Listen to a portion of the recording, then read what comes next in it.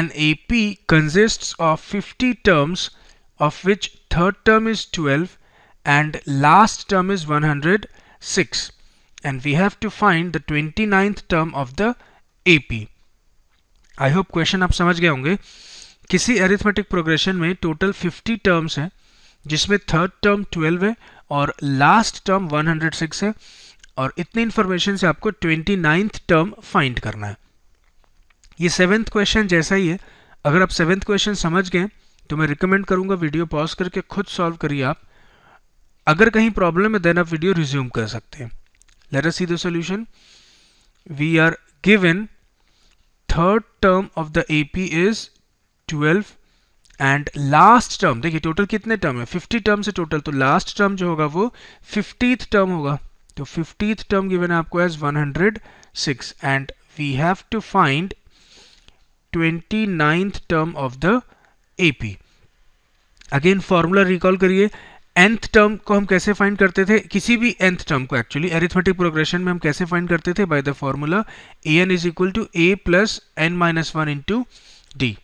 तो इससे 29th term क्या हो जाएगा आपके पास, a plus 29 minus 1 into D, which gives us 29th term is a plus 28 into D.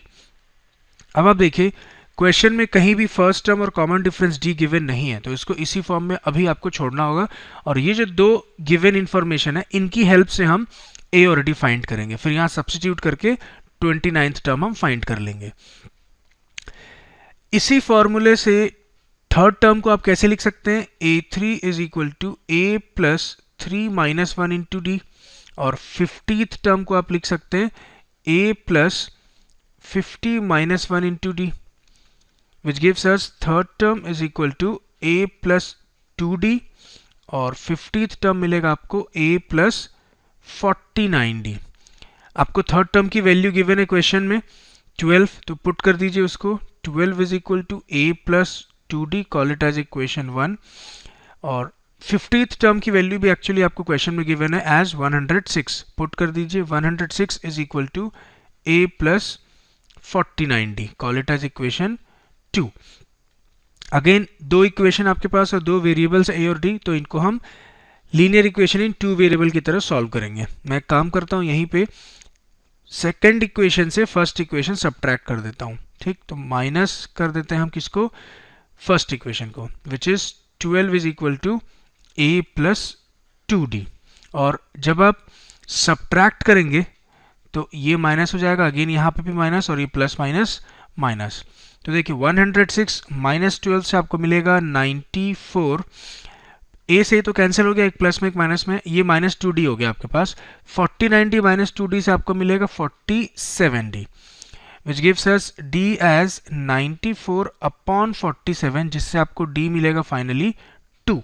ठीक, 47 2 होता है 94, और अब इस d की वैल्यू को आप किसी भी इक्वेशन में पुट करके a फाइंड कर सकते हैं. तो मैं काम करता हूँ यही फर्स्ट इक्वेशन पुट कर देता हूँ. Substituting the value of d in equation 1 we have 12 is equal to a plus 2 into d is 2. इस 2 को मैं अच्छे से लिख देता हूँ, एक्चुअली ठीक से लिखा नहीं था मैंने.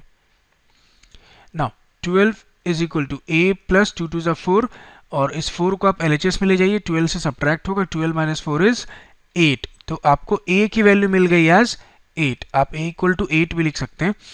अब आपके पास फर्स्ट टर्म a भी अवेलेबल है, कॉमन डिफरेंस d भी अवेलेबल है, बस यहाँ पे आप पुट कर दीजिए, इसको इक्वेशन 3 बोल देते हैं.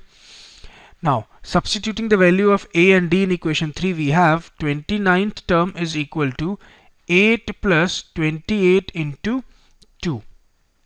इससे आपको 29th टर्म मिलेगा 8 प्लस 28 इंटू 2 इज 56, और 56 को जब आप 8 से ऐड करेंगे तो आपको मिलेगा 64. Hence, the 29th term of the given AP is 64. So, this completes our solution.